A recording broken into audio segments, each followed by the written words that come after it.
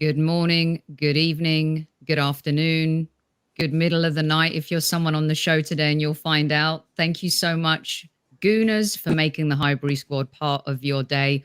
Once again, it's Monday Madness, and we've got a top shelf show lined up for you tonight. Let's roll.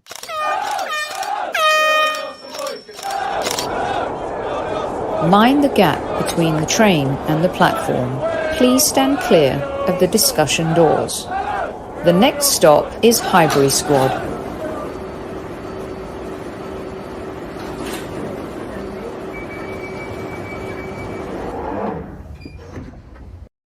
Oh, I'm sure you've all had a happy Monday. Let's just take a look at this picture one more time for a few seconds. It's just so lovely, isn't it? And what else is lovely back on the show is my podcast brother from another mother, who is ready to let you guys know what he thought about the Gunners this weekend, Mr. Super Kevin Campbell.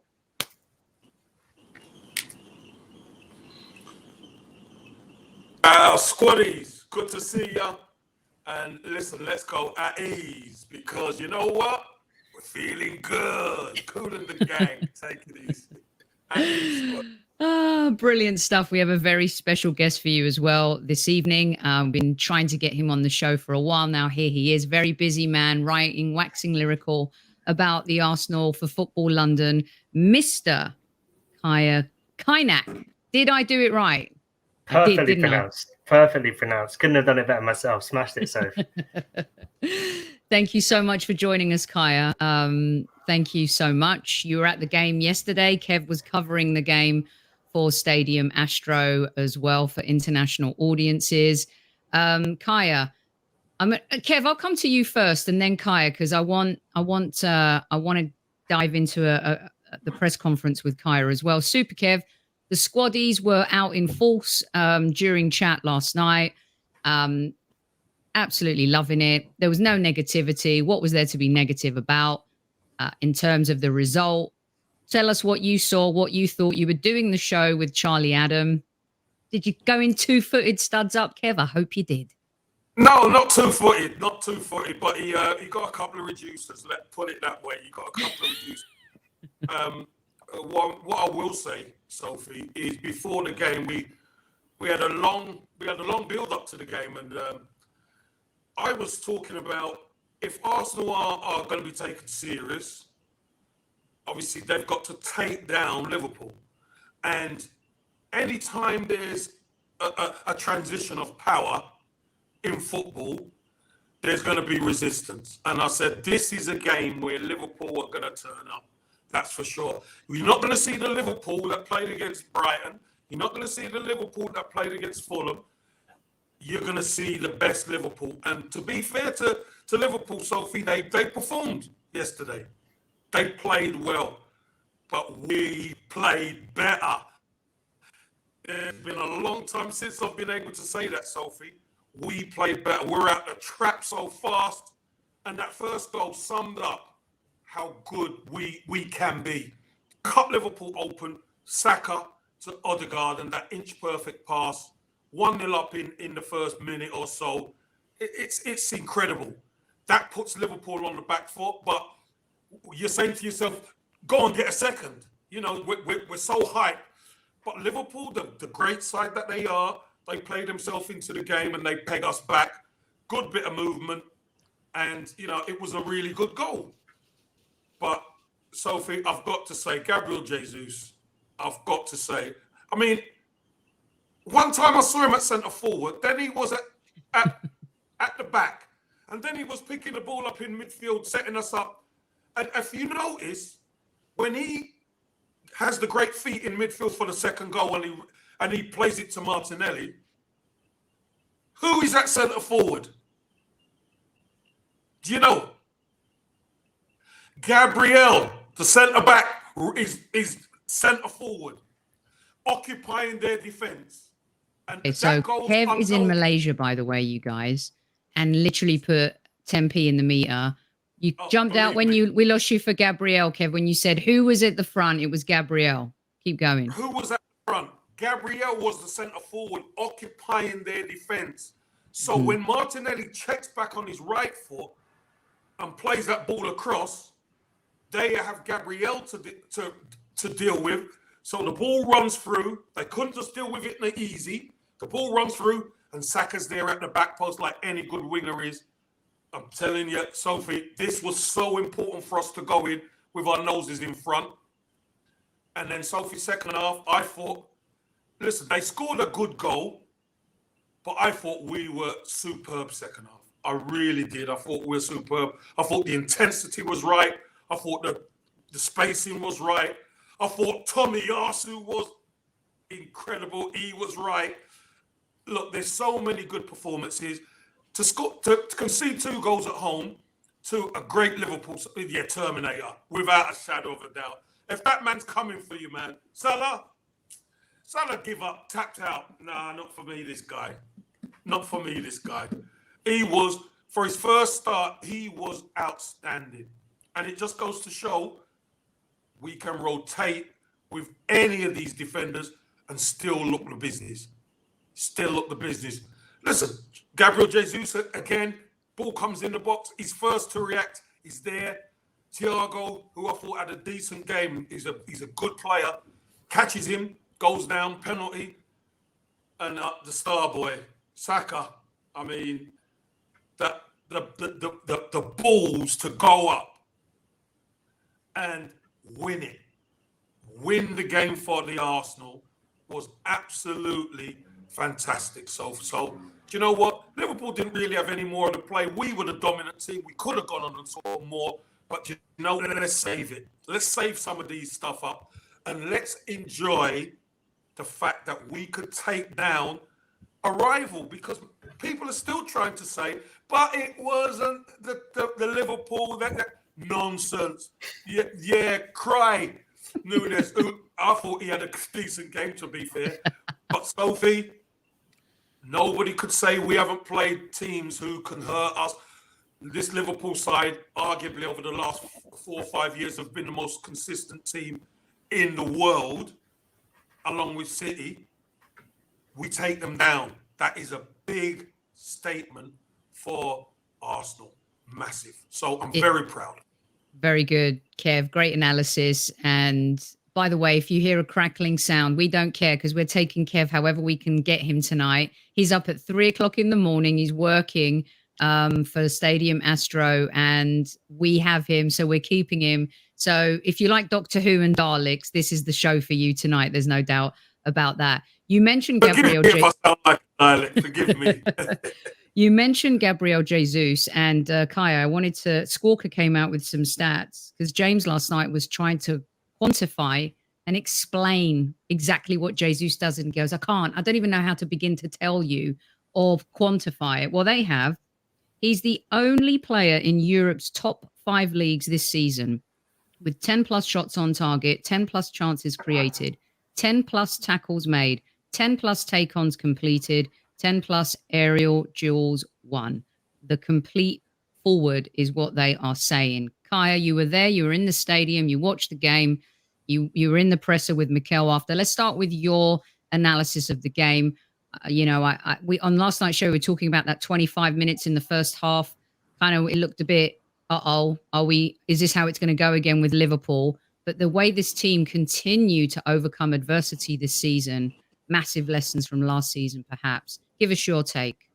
Yeah, I mean, talking of Daleks, it was great to see Arsenal exterminate a Big Six opponent. It was nice to see that. It was needed. I think, for me, I agree. Obviously, the start was fantastic and they went in front, and Arsenal started games how they have been starting games for most of the season, actually. They came out on the front foot. They attacked from the off. They didn't wait for the opposition to come to them. They went and took it to them, which I thought was really refreshing to see. I thought the tone was set from the off with the decision of Tomiyasu over Tierney at left back. People read that as being in there to stop Salah from cutting inside to onto his left. But for me, that decision was more about Arsenal in the build-up. Tomiyasu is very two-footed, very good on the ball, very technical. Kieran Tierney, as much as I think he's a fantastic player, he's not as technical. So if you want a sort of interior defender that Zinchenko is to help you in the build-up, Tierney's not that guy, Tomiyasu is. So it was a bold call with Zinchenko unavailable, and Arteta went for it and he set the tone, and Arsenal went out and they played really well for those opening 5-10 minutes. But then they sort of began to to drop deep. And I personally thought it was one of the worst first halves I've seen Arsenal play this season. I thought they were kind of poor. Maybe that's a bit hyperbolic. Maybe I'm still sort of in the sort of the headspace of the game still. But I thought they dropped way too deep. I thought they were defending for their lives. And when they did, they looked up and there was no one in front of them because there was so many people sort of deep behind the ball. And obviously the Liverpool goal was coming and it came eventually. Nunez maybe offside in the build-up for me, but that's probably a debatable one. And then after that, Arsenal, as far as I'm concerned, I was about to write a tweet saying, Arsenal need to sort of mentally just get themselves out of a headspace where they're sort of going into their shell, and then they get the goal. And then after the goal, you could see them sort of sprinting down the tunnel. I think maybe they felt they were a little bit, I don't know. I don't want to say fortunate because I thought they played not terribly. I just thought that to be in front, it came slightly against the run of play for me, that second goal. But they came out in the second half, and as Kev said, they were outstanding for the whole of the second half. They had Liverpool pretty much pinned back. If you look at sort of the shots and the XG and all that kind of stuff, talk about quantifying it, Liverpool got their goal, but then after that, they didn't really create too many chances that Arsenal needed to be worried about. It was all Arsenal from that point onwards, and Arsenal have been on such a great run, they could easily have sort of sat back and been comfortable maybe with a 2-2 against a really good side, but they didn't. They were confident in their own play. And for me, the most exciting thing about this win isn't necessarily that Arsenal beat Liverpool, because they beat Liverpool a couple of years ago in that Project Restart game behind closed doors. I think we all remember that. Lacazette seized, I think it was an Alisson error, and Nelson got a Van Dijk error, and it's sort of Arsenal were lucky to win that day. They beat Liverpool yesterday, and the two games feel almost completely different. Same result, but completely different feelings. And the reason for that is because Arsenal didn't go out fearing what Liverpool could do to them. They went out thinking, what can we do to Liverpool? And that is a massive turnaround in mentality. I think that's a sign of how far this Arsenal team has come. And you look at them on the pitch, you talk about Jesus. In the game Arsenal had at the Emirates last season, it was a midweek game under the lights, and Arsenal went toe-to-toe and they lost 2-0 eventually. They matched Liverpool for about 45 minutes, and then when it came to the key chances, Alex Lacazette couldn't really do anything. Liverpool could with Firmino and Jota up front. You add Jesus into this Arsenal team, and what he's given them, as much as you talk about the complete forward, positionally all over the place, impossible to track, inventive with his finishing, fights for every ball, intense, first to every tackle. What I think he's given Arsenal is the belief that when they go forward, they have someone who can really hurt opposition defences. And I don't think they had that before. I think they thought they were toothless. Everyone could see they were toothless. And I think the Arsenal team, the players on the pitch, thought they were toothless. So if they conceded a goal, as they did on Sunday, they thought, oh no, we're not going to score any more goals. That's it. We have to defend. Whereas now what Jesus has brought is a belief in this Arsenal team that they can score goals. I know he didn't score on Sunday, but his potency in front of goal, I think, provides Arsenal with that. And that confidence that they had, you could see that in the second half, and they kept going at Liverpool. Even when Liverpool scored, you talk about bouncing back from adversity. I think that comes from adding players like Jesus with that mentality. Everyone else has now stepped up a level. And yeah, I mean, there you go. There's the guy. You don't want to start to think about sort of running away with it and how far this Arsenal side can go and all that kind of stuff, because I think Arsenal needs to just enjoy where they're at and try and ride this wave of confidence for as long as it will take them. But the mentality shift means that this win is a sustainable kind of victory, and the kind of victory you can see Arsenal replicating in big games in the future. And that, for me, is massive. That's what I didn't see before when Arteta first came in, and he got a few big wins. Obviously, the FA Cup win, beat Chelsea, beat City in the semi-final, beat Liverpool in the league. What's different between then and what's happening now is that Arsenal clearly believe in what they're trying to do, and they are going out to play football their way. And that's massive as far as I'm concerned. Really well put. And it does feel like we're playing fearless football where we used to play fearful football. And the mental, I always used to use the phrase mentally impotent. And that actually kicked in at the end of last season as well. And Kev, you're a player who's lost and won big time, in football, been in adverse situations. I know you have a question for Kai, but before we get onto that real quick, I'm amazed. One of the things that I'm the most impressed with, and this is the part that is down to Mikel Arteta in terms of the mentality change in the DNA and the profile of a team that goes out, crosses the white line every single week. You've talked about this for 2 years.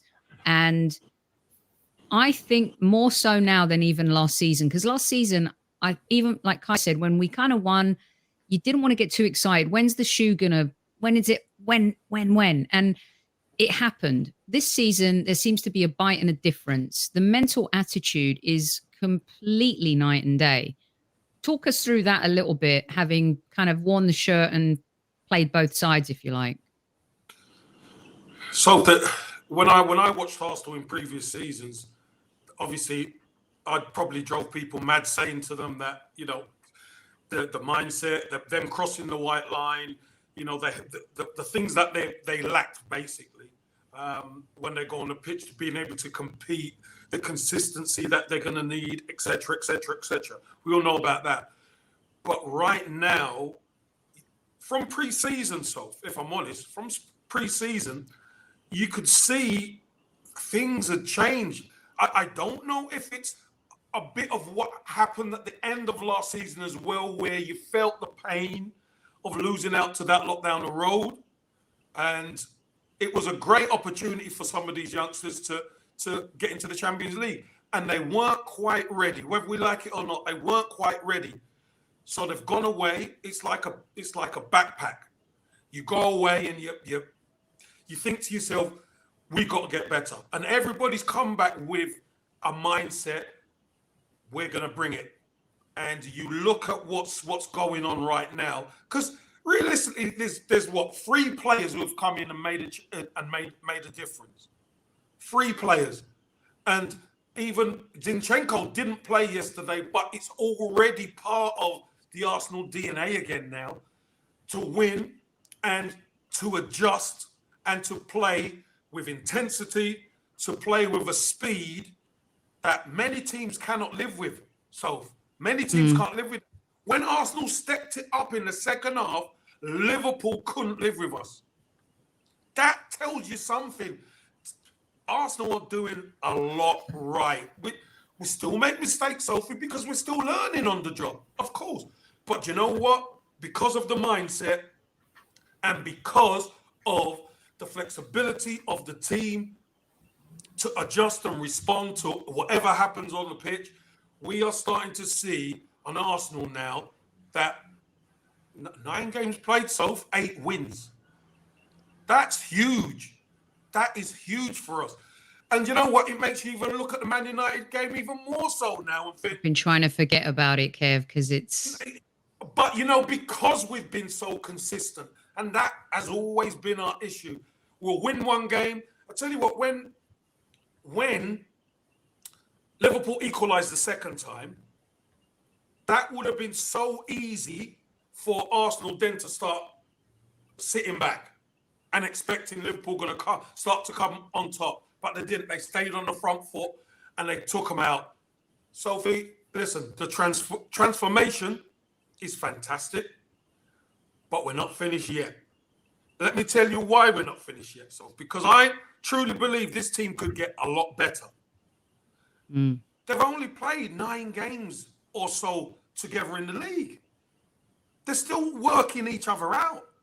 And we're putting in performances like that. I know people say, oh, it's a long season. It is a long season, but it's a long season for everybody.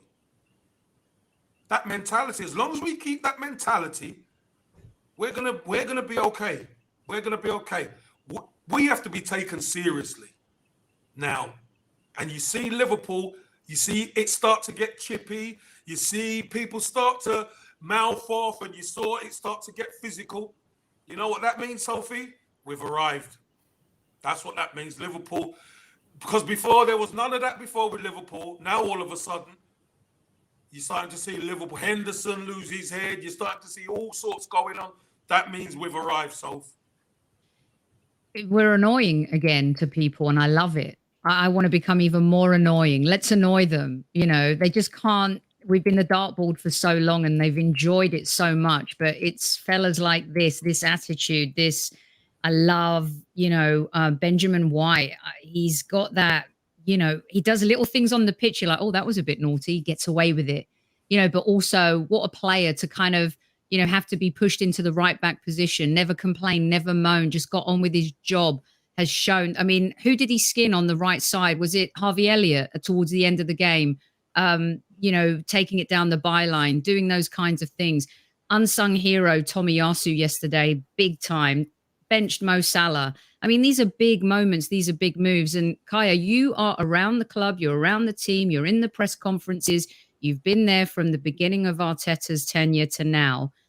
Tell us a little bit about the press conference yesterday. I know, Kev, you had a question for Kaya about Arteta, didn't you? I think on that Yeah, one. I'll ask Kaya after. Okay. All right. Cool. And I'll ask him after. Yeah. Give us your overview on all that, Kaya. Yeah. So yesterday's press conference specifically, Arteta came in, and to be honest, you wouldn't really have known that Arsenal had won 3-0. And I think that's a positive in the sense that I think physically is 3-2, not 3-0. You know, I'm getting very excited. Tried to just delete the 2 Liverpool goals from my mind. Yeah, so you wouldn't have known that Arsenal had won 3-2 because he seemed sort of quite tired and quite sort of exhausted from the game, and physically he puts a lot into the game, so it's understandable. We heard his voice at half time in every single one of those Amazon documentary sort of clips. He can barely speak because he's so passionate. But when he comes into the press conferences, he sort of maybe flips a bit of a switch. Maybe it's that media training where he's very sort of can be quite deadpan, can be sort of like quite I guess sort of serious in his answers. He doesn't really go for the sort of jokey Jurgen Klopp type of answers, and that's fine. But I think his sort of mentality right now seems to be that he wants to just keep the team focused on what they're doing and not get too carried away. So throughout this season, whenever you talk about any success or any sort of wins that Arsenal have had, his response is almost reflexively. It's like a knee-jerk response to say, well, we haven't done anything yet. We've not achieved anything. We've not won anything. And I think that's good. I think that's what keeps the Arsenal players on point. And going back to Thursday against Bodo Glimt, Arsenal beat Bodo 3-0, quite a comfortable game. Mikel Arteta was furious when he came to the press conference. He was angry because he didn't like what he'd seen from his team. So his standards are high. The standards he sets are high, and if you're not meeting them, as we've seen with players like Aubameyang, Ozil, and plenty of others, you're out. So he's set that culture. The one thing he consistently is very good at is just praising the fans, and I think that does bring fans on board. And I think the Emirates is a completely different place now, and I think he's always so thankful about that, and I don't think he really forgets that. So. Yeah, yesterday I think he was quite calm. He wasn't really getting involved in any of the sort of the hyperbole or getting carried away around the game. I think he's just very focused, and I think he's sort of you can tell he's been playing elite football all his life because he's got that game, he's compartmentalized it, and now he's on to the next one. He's just focused onto the next one, and I think that's a positive attitude for this Arsenal team. Yeah, Kaya, what's it like dealing with Mikel Arteta now as opposed to before? Because obviously the team's fortunes have kind of changed now. So let us know what it was like dealing with him before, because he can be a little bit prickly. He can be. Yeah, he can be. I think he's sort of a manager. If you ask him a stupid question, you'll get a stupid answer. He doesn't really take any sort of nonsense from the questions, and he's quite happy to avoid questions as well. Yesterday, someone asked him, why did you take off Martin Odegaard? And his response was, I have 5 subs. I can make those decisions. He does give those sort of quite serious responses from time to time. So in that sense, he's not really changed. Also, I don't think he's changed too much from sort of when he first came in the sense that he has that conviction. So he's always been very clear in his ideas and what he wants to see from the Arsenal team. And I think that requires a lot of strength of character. And I think that's very impressive in his personality as a manager, in the sense that even when things were really rough, and this time in 2020, Arsenal 16th in the Premier League. It's a long way in 2 years, and I think to be so steadfast and focused on what he wanted to achieve, I don't think you can really change too much. Again, at the same time, I think he does seem a bit more happy now. He does seem a bit less guarded. He's a bit more happy to talk about things, and I think he's not a guy who particularly likes to admit when he's wrong. So if you ask him a question, let's say about a substitute after a game. So I asked him a question. Arsenal lost to Everton last season at Goodison. I asked him why he brought Eddie Nketiah on at the time ahead of Nicola Pepe. And his sort of response was something along the lines of, well, I see them every day, every week in training. That's why I made the decision. And he can be a bit prickly like that, and he doesn't like admitting that he's wrong. But maybe it's because he's not getting much wrong at the minute. But he seems quite happy and quite sort of content just to be dealing with answers. And he's very sort of focused on what he wants to do. So there's a few subtle changes, Kev, but to be honest, I don't think he's changed that much, and I think that's quite impressive given the sort of the massive lows and the massive highs that he's been through. Yeah, that was something that we talked about. Tommy being self-critical of his game in the week in the Europa League game, and Arteta subbing players. And at the time, some of us were having a meltdown because ahead of the Liverpool game, we're like, no, we don't want them to get injured. But we flipped the conversation too. He didn't like what he was seeing. He doesn't care. He's in that, like you said, Kai, he's in that moment. He's in that game. He's changing things completely. You know, it's not good enough. And he doesn't care who you are. And that's the part of him that I really, really like. It doesn't matter what your name is on the back of the shirt. If you're not doing your job, you're off.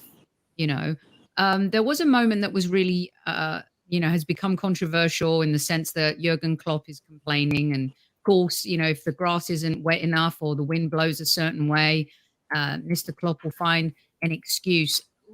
In all honesty, and real quick before we move on, because the squaddies want to know what you thought of this. Was this a penalty, Kev? No, cool. Look how close Jota is to Gabriel. Look how close he is. It's ball to hand.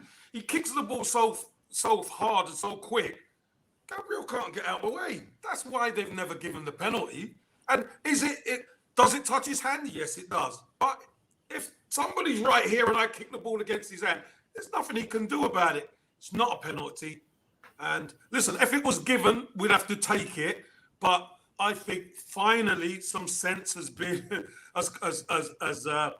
been meted out, and it wasn't a penalty. And listen, I don't mind them crying about it. Oh, none of us mind us. But when you look at there was an incident in the West Ham game, Kaya, and then there was the Rashford one last night. Hand on your heart with your rose-coloured glasses off. Was that a penalty? They're very difficult to remove, those rose-coloured glasses, but I'll do my best. So by the letter of the law and the sort of the remit that the official stated at the start of the season, they did say that proximity was going to be a massive factor in deciding handball. So last season, probably that is a penalty. This season, it isn't. And the consistency is a massive issue, because if you look at Rashford and that being given as a penalty, and given as a foul that stopped the goal, and then Gabriel not being given as a penalty, I can see why Liverpool fans will be furious, because I think, you know, if it happened against Arsenal, I think we'd all be quite upset. And I think the reason for that is because it's hit his arm and it sort of stopped the ball going. And I think you could argue it's a penalty, and sometimes it gets given as a foul and sometimes it doesn't. And that sort of roulette wheel of, is it going to be a penalty? Isn't it going to be a penalty? And the sort of the variation we see in referees' decisions every week, I think that's what annoys people. I think most people reasonably could have seen why it would have been a penalty or why it wouldn't have been a penalty. And, you know, I think they would have been able to make peace with either decision. But it's sort of the lottery aspect of not knowing, you know, if you have Michael Oliver one week or you have Paul Tierney the next week, you don't know whether that's going to be a penalty from one week to the next. And I think that's what really frustrates people. Yeah. Was the Van Dijk on Jesus? I've got to take my rose-coloured glasses off. I thought that was a bit soft. But I don't care. I just thought if that was on us, I'd be a bit peeved, if I'm being honest. I thought it was a penalty. I thought it was. I think Jesus gets there first and Thiago kicks through his leg. So that's a foul. Or was it Thiago? Sorry, I thought it was Van Dijk. Yeah, sorry, my mistake. Thiago. Thiago. He gets there late. He mistimes the tackle. So as far as I'm concerned, that's a foul. I know it's not the sort of the most stone wall of penalties, but for me, it's a foul in the box. So yeah, it's a penalty. Yeah. All right. So look, there's almost 550 of you in live chat. Hit the likes. Kaya has never had the Vinny treatment, right? So we're about to give him the Vinny treatment. Hit the like button. You've got a top shelf journalist here with us, giving you a little peek. Kev gives us the peek behind the white lines. Kaya's giving us the peek behind the red ropes. Get your questions in if you want to ask him anything and ask Kev anything. I'm going to ask them one quick one before I get to yours, because one of the things I love about when I work, and I'm sure you guys do, and I know Kev has, having won a European trophy and FA Cup and championships, and Kaya, I'm sure when you go to work and I go to work, I love working around really good people. I love looking at who's on my left, who's on my right. A friend of mine wrote this book called The Art of Keeping Good Company, and I love it. It's like, who's your knife? who's the fork, who's the spoon, beware of the knife. And I love what I'm seeing with this team. They genuinely feel like it reminds me of Nirvana, smells like team spirit, not teen spirit, the way they're all coming together.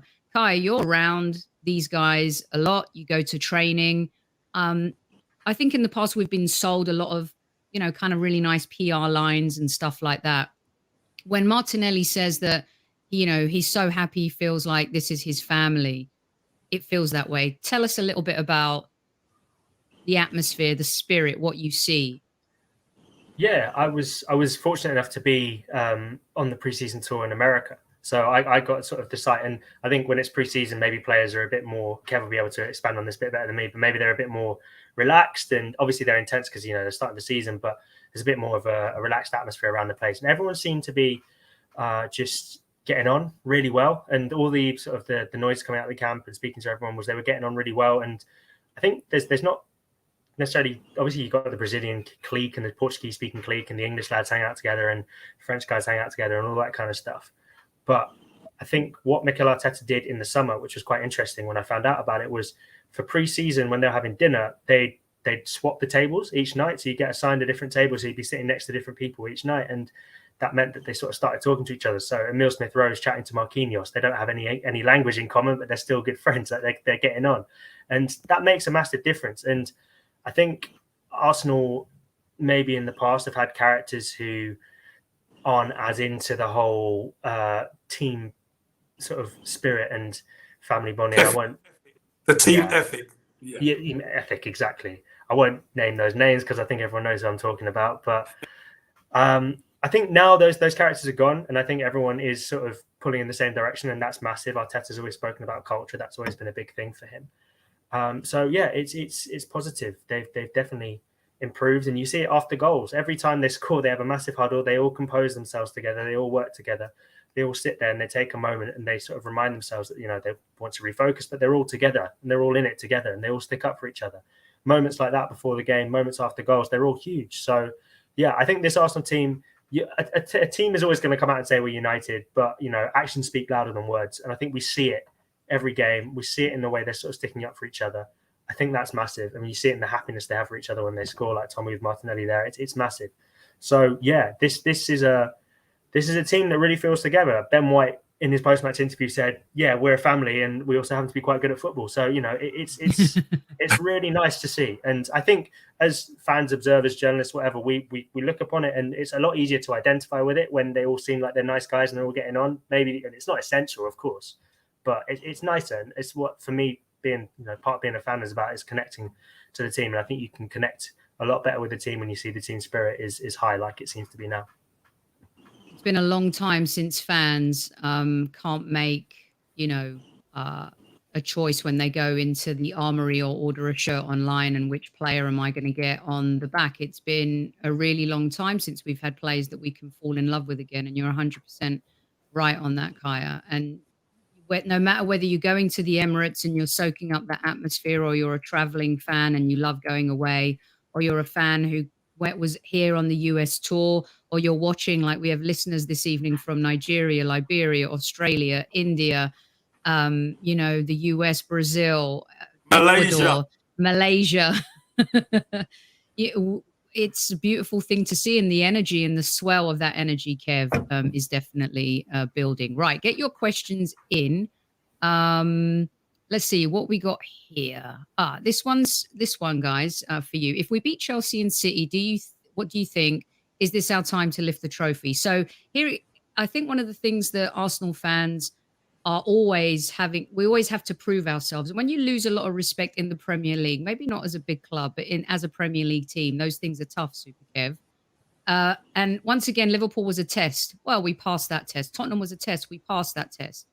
Now we've got to win the games against Leeds and Southampton. Can't fall back into the end of last season's form, right? Kev, what do you say about those tests and not getting too ahead of ourselves, but still believing? How do you balance it all?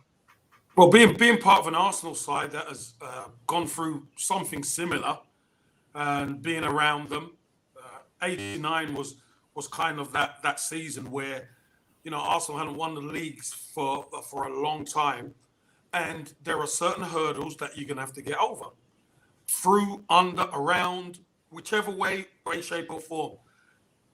And the bar has been set to an extraordinary level by Manchester City and this Liverpool team. And what we have to do, we have to prove that we're worthy to be up there. We proved that we can compete. We proved that, yes, we want to be in the mix-up. But to win it all, Soph, we have to be a lot better. We've got to be a lot more. We've got to be a lot better defensively. That's for sure. We concede some goals, and they're good. They're good goals, but they're mistakes by us. We should stop that. And again, we're only going to get better. But the most important thing for me, Sophie and Kaya, is the belief in this team. Now that they've beaten Spurs and beaten Liverpool back-to-back weeks, which is what we want, then you go against Leeds. Leeds away. It's going to be a hostile place, But you've got to go there and win. You've got to keep winning, because you know what? It puts even more pressure on Man City, because they go to Anfield next. So, what you've got to try and do, you've got to try and keep them in a bind as much as you can, playing catch-up. And you just never know. You might find yourself a few points clear at the top. If that can happen, great. But if you don't do the business, you soon drop down this league. We found that out last season. So focus, and you've got to win your next game. It's all on the next game. And Arsenal have done that really well this season, being able to just move forward. All right. Here's one for Kaya. Let's see, where'd it go? This is from Henkaho.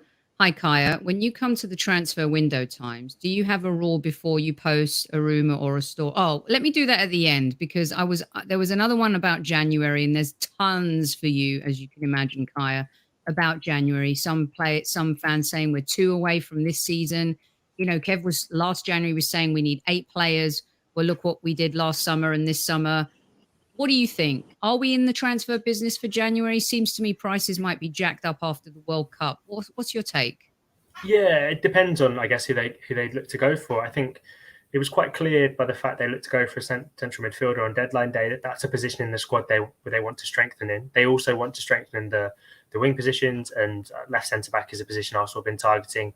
We're looking at players for some time. I don't think that's necessarily a massive sort of tier 1 priority right now, given that they've got a decent bit of strength and depth at the back. But I wouldn't be surprised if Arsenal going for a central midfielder in January. This season is going to be such a weird one, in the sense that I think there's 9 games again in January. There's such a sort of congested fixture list that you need a squad, and Arsenal have real sort of areas of weakness when it comes to squad depth. So if you look at a player like Gabriel Jesus, as much as I think Eddie Nketiah is really improving and getting better, if he gets injured, Arsenal probably are in a little bit of trouble. Similar thing with Thomas Partey, similar thing with Aaron Ramsdale.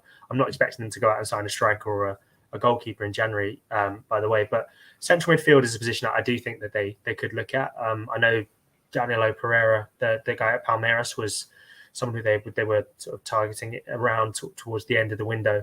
Whether they go back in for him, I don't know. But Palmeiras, the Brazilian season is different from the European season. So theirs is, I think they'll be in the off season come January, or sort of not in the sort of business end of their season. So they'll be more willing to sell, more likely. But yeah, it's a tough window. It's a tough time to get good value for money. And Arsenal historically haven't looked to use it too much under Mikel Arteta. I think the only time they have, if I'm not mistaken, was obviously the Martin Odegaard loan signing, which worked out fantastically. But then, Matt Ryan on loan, not the best of signings, not terrible. But then you look at Cedric and Pablo Mari also brought in January. So it's difficult. It's a mixed bag. Sometimes you get great value, sometimes you don't. This season is a bit particular, as I say, because of the World Cup, and it's sort of so back heavy in terms of games that maybe if Arsenal are in a title race come then, they might look to go for it. They might look to bring forward some transfer plans. But I think, central midfield probably the position where I'd say that they're in the market for someone first and foremost, just because of the numbers they have in that area. Okay, so another question that's come in from a few folks, and I'll just encapsulate it, and they want you both to answer, and we'll try and squeeze in as many as we can here, you guys, is Kev. Now, a lot of fans are like, is Tomiyasu our left back? I mean, we know he plays in that position or has. I don't know if does he play regularly as a left back for Japan, or has he played left back for Japan? Kaya? Is he? Left centre back. He's played centre back. He plays centre, but he's played everywhere. The guy. So Kev, they're talking.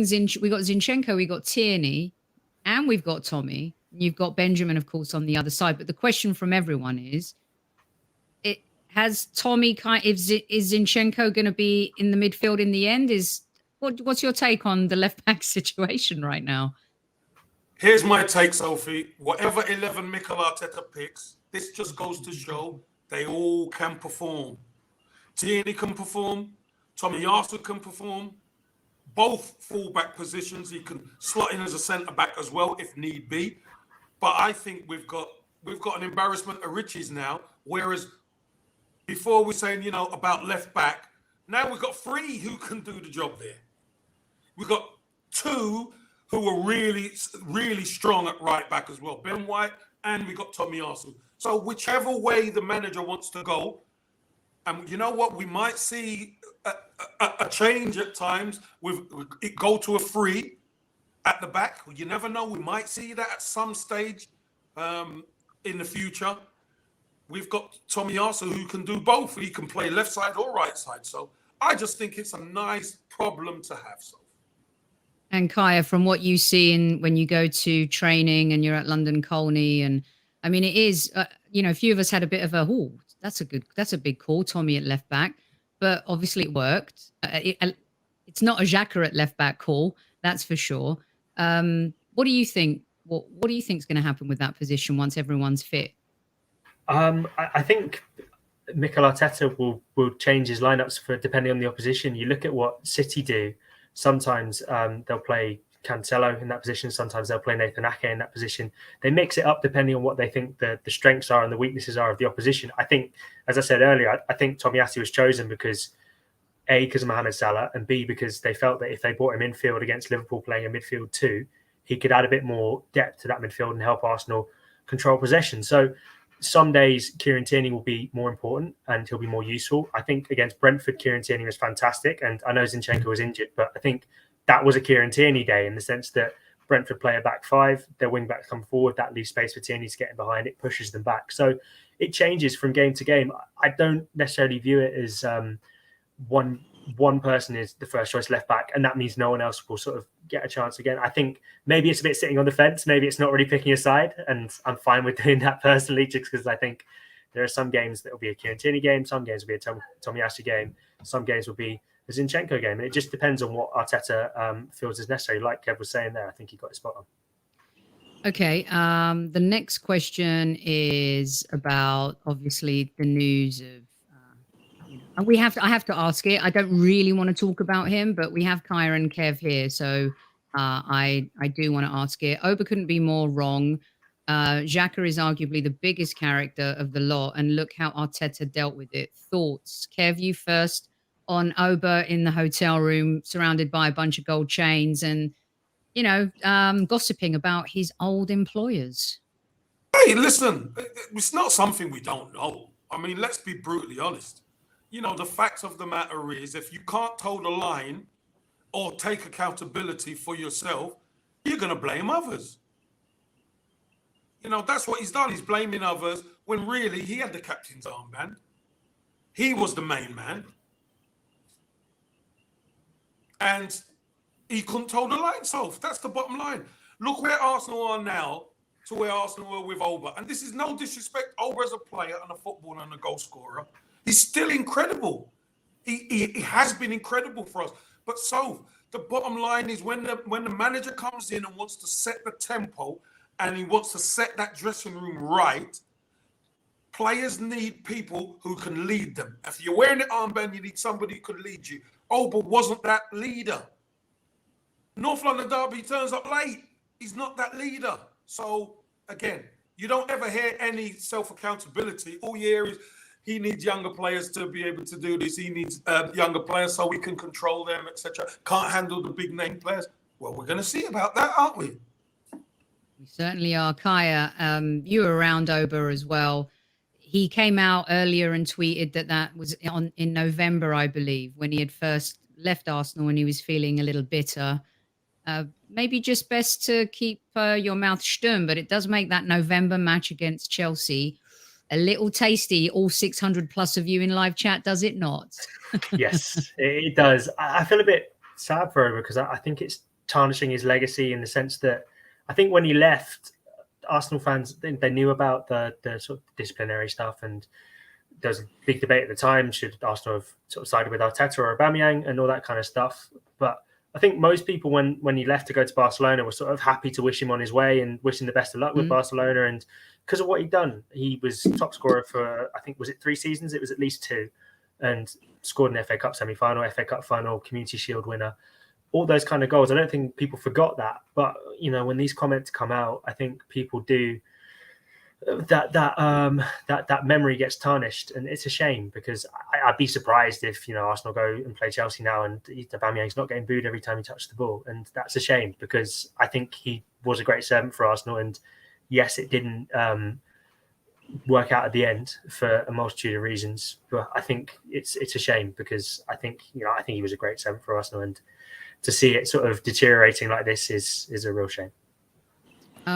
Okay, so there is a crazy question, and I do love crazy questions. There's a ton about Saka and Martinelli, and we do talk about them a lot, you guys. But someone's asking, and I'm looking for it here, that Kev, basically, if Martinelli carries on for 2 to 3 years the way he is, and Arsenal win trophies, you know, I like to play the what if game. Is he a Ballon? Could he be a Ballon d'Or candidate? Of course, he could. It depends what we win. That's the difference. I mean, these young men are getting more impressive by the week. So Martinelli has been a starter this season. He's been incredible. Saka, you could see his games coming together all of a sudden. And, you know, we said it earlier on in the season, so all of a sudden now he's got players who we don't have to rely on him. He's got Jesus, and he's got Martinelli, and he's got Xhaka, and he's got Partey in the midfield, Ødegaard, who he doesn't need to rely. He has to be the best player all the time. Now his time will come. He doesn't get double teamed as much. You know, he gets the opportunity to run, and he gets a bit more space at times. So listen, he's delivering. The key to this, to Ballon d'Ors, is this: you have to prove yourself as a team, and you have to prove yourself as a match winner, a difference maker. If these guys are getting quoted into Ballon d'Ors, Arsenal, we're going places. That's for sure.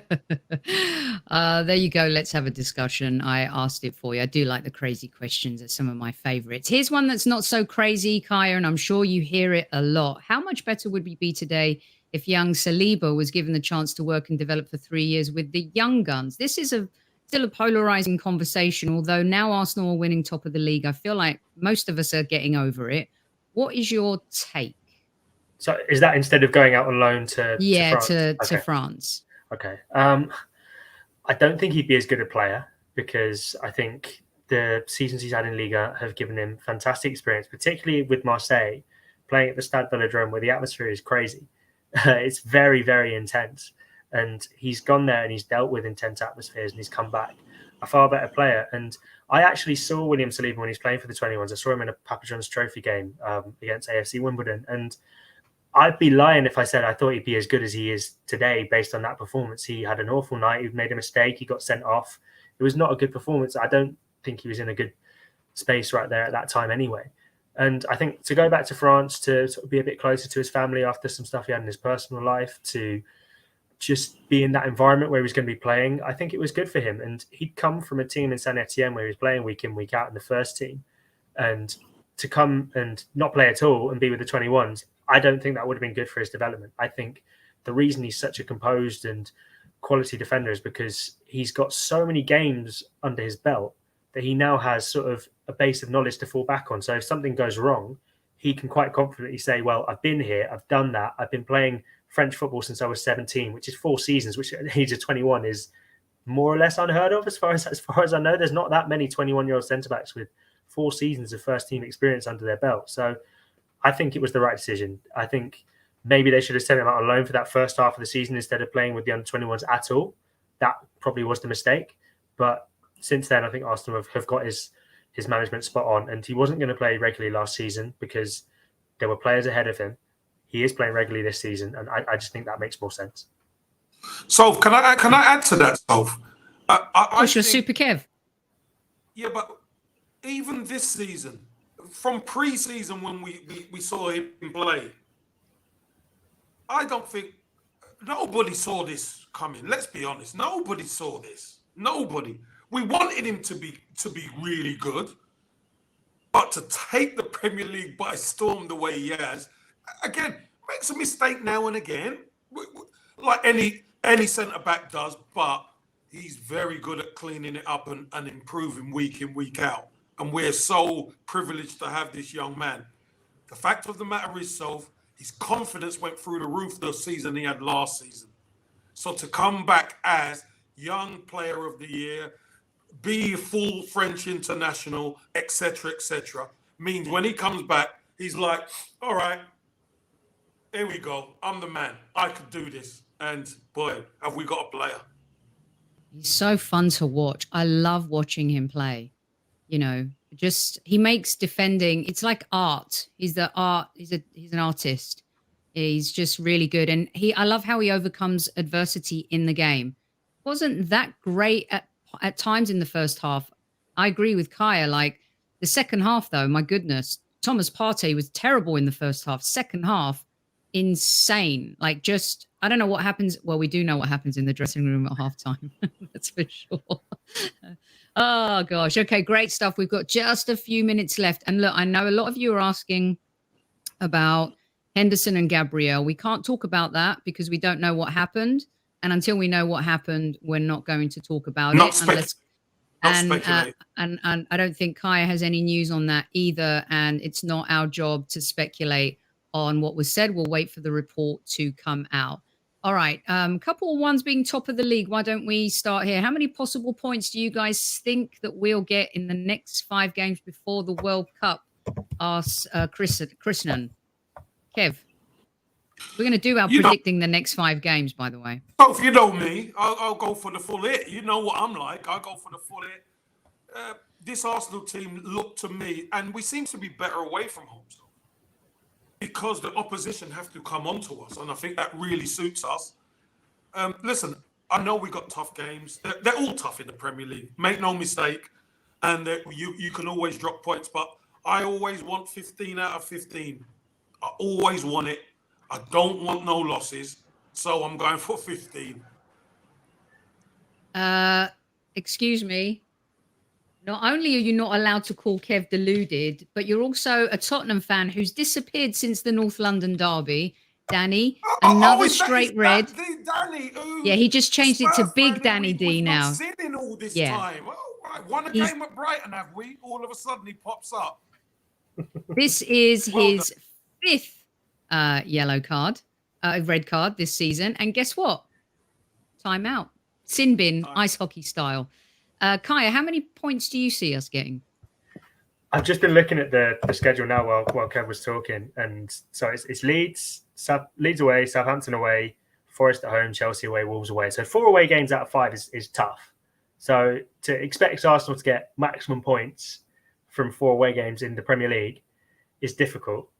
But then again, this Arsenal team has got maximum points from all but one of their games this season. So you almost feel illogical predicting Arsenal to get 15 from 15 just because the Premier League is such a ridiculously competitive league and every game is so difficult. Even a game against Nottingham Forest at home, that presents challenges that Arsenal will have to overcome, and it won't be easy. So, oh man, I hate these prediction ones because they always leave me feeling. They always make me feel stupid. But, Kaya, trust me, football makes fools of all of us, and I've been a fool many, many times. All right. Well, Kaya, I'm deluded, remember? So it's all right. Well, I'm gonna join you in being deluded, Kev. I'm gonna go 15 from 15. Well. We like it. I like what I see from this Arsenal team. The consistency is unbelievable, and hopefully they don't get any injuries in that time. And if that's the case, then I don't see why they would lose any of their next 5 matches. I just want to read this out real quick from Amira. Love hearing Odegaard's captain notes this week that the mood around the club has been positive, even mentioning how it's the same from the men, women and academies team. And as Jenny Hogg reminded me, so we're not top of the league, we're top of 2 leagues. And then another Arsenal fan wrote to me and said, so if we're not top of 2 leagues, we're top of 3 leagues, because you've got to include our Arsenal women as well. So there you have it. Right, we're going to get everyone out on this question. I'm going to save the announcement for tomorrow's show because there's too much going on, and we've got Kaya here, and we're going to keep rolling and ask questions. And I want Kev to do something special for that announcement anyway. So we'll just watch out for that tomorrow, and I'll promise it will come. It will come tomorrow. The question is from many: can we win the Premier League? Who wants to go first? I do. Of course we can win it. Will we win it? Mathematically, will we win it?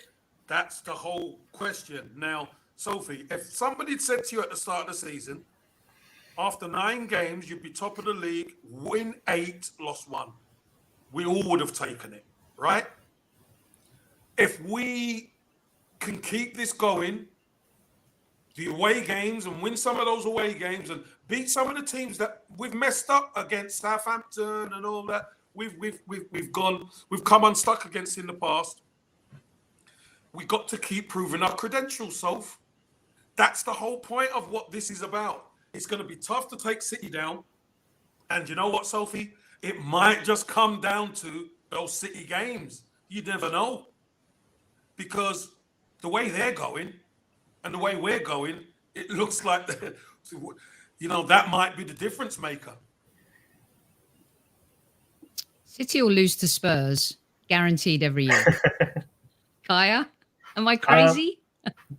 I've gone from criticising Mikel Arteta, right, for his first half season, his entire second season, and then half of, up until the end of October last season, to believing, because I'm seeing something totally different now.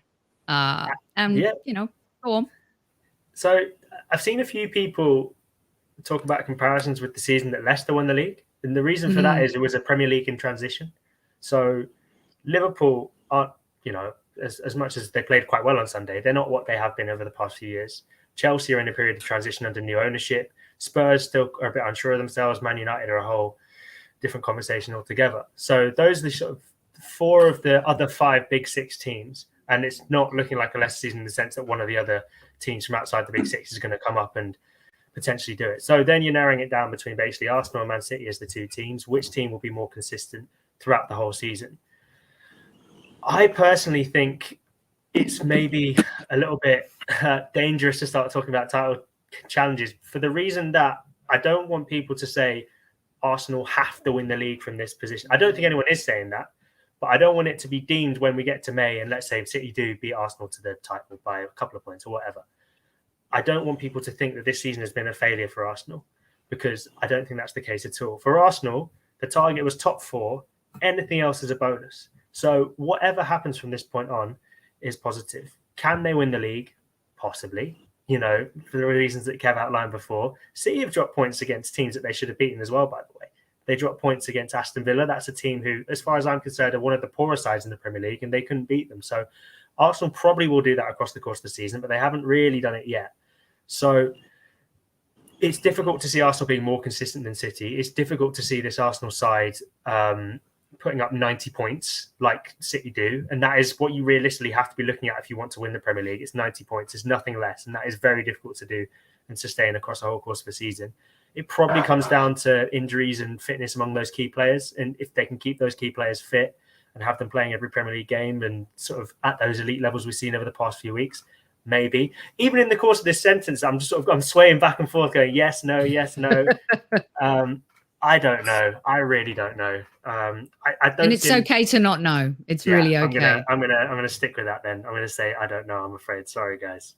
I think we're all excited. It's just great to see us not only play good football, because we played good football for years. We've won 4 FA Cups when we've been on our knees, but in the Premier League, we've just been lightweight and we've been weak sauce. And to see us stand up to these teams now in the manner in which we are, it's just really cool. And long may it continue. Right, Super Kev? Yeah. 100%, Soph, 100%. James Johnston, who was on the post-game show with me yesterday, Kev, claim that we could be champions. So I had to put that up there because he won't let up. He thinks it's possible. Right. That is all we got time for because Kai's got to go off to another show and Super Kev and I are off to join Lee Judges and Dan Potts right now so we can carry on this conversation on their channel. Kev, where can people see you this on TV if you're doing Stadium Astro stuff this week? You done? You on your... You won't see it in England. Only Astro Super Sport. And there's lots of fans who are saying they saw you, so let them know if you're broadcasting this week from Stadium Astro. Well, we do a lot of local stuff in the week, and then next weekend be covering games next weekend. So I don't get back to the UK until next Monday. Okay, so look out for Kev if you have access to Stadium Astro locally in Malaysia and also in Asia. Kaya, where can everyone find you? I've been putting up your banner and stuff like that, but let everyone know what you're up to this week, where they can find your stuff. Yeah, I'm flying out to Norway on Wednesday for Bodo Glimt, which I'm really looking forward to. So we'll be giving you coverage of that. You can find me on Twitter at Kaynak97 there. I'm also on Facebook, Kaynak Journalist, and then just the Football.London website. That is the place to find all my articles, videos, audio, all that kind of stuff. That's all there. So yeah, please do click on our stuff, and hope you guys enjoy it. And thank you very much for having me on. Thank you everyone for watching and supporting. And yeah, had a really good time. Brilliant. Do you promise you'll come back? Because the amount of questions that we've had. Okay, brilliant. And sooner rather than later, if we can do a follow-up, because we've had almost 700 people in live chat. They've loved the conversation. How many likes? Chief Like Officer Tammy Steels, please report the final tally on the likes. Kai, if you need to jump out, you can jump out real quick. Thank you so much for joining us. Thanks, guys. Cheers. Take care, mate. Thank you, everyone. Take care. Cheers, guys. Bye. Let's get that number from Tammy before Liz, who's one of our Chief Like assistants. 306, Kev, and we've had 600. Right. Not happy whatsoever. What's all the top of the league? 3 a.m., 4 a.m. now, and we're getting 306 likes. Come on, squaddies. You better hit the like button on your way out if you haven't. All right, you better. Because there'll be hell to pay. We won't get Kev from Malaysia ever again. I'm just telling you that now, people. Tammy buggered off. She's got off to watch Lee already. We have to go too. Tomorrow morning at 7:30 a.m., I will be doing Paper Talk on Sky Sports News with Jonathan Liu from The Guardian. So that will be fun. Look out for me on that. And in the meantime, we love you guys. Thanks so much for joining us. Thanks to Kaya so much, and let's just get the score. Of course, Kev always likes to get poor score. Well done, Kev. That means you've had a brilliant show. All right, guys, we're out, and look out for the show tomorrow and this week. We've got Demian on Wednesday as well, and some other good bits coming up. And don't forget, today is World Mental Health Day. If you ever need a chat, Super Kev and I are always here. You can email us, thehigburysquad@gmail.com. Look out for the Samaritans. All of the information that is online today. If you know a friend who needs a chat and needs some help, please point them in that direction. And Kev, you can take us out. Okay. Sophie, good to be on. Thanks for delivering another super show, Sophie. Squaddies, good to see you. Get the likes up. I'm not going to have too much of a goal. But you know what? We're top of the league, and I expect more from you, squaddies. Gooner Russ, get me to 350, and I'm happy. Anyway, squaddies, being top of the league and beating Liverpool after beating Spurs back-to-back is important. So, do you know what? Let's keep the love, let's keep the belief, and let's keep thinking about the Arsenal while we enjoy it. And remember, we've played nobody yet. At ease, squaddies. At ease.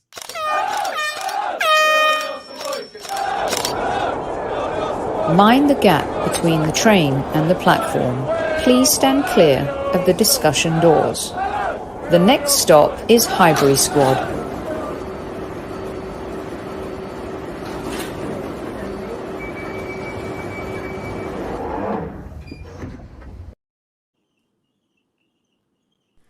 The Highbury Squad is powered by ZENITH Coins. Support the future, treasure the past. Official licence partner of the Arsenal Football Club.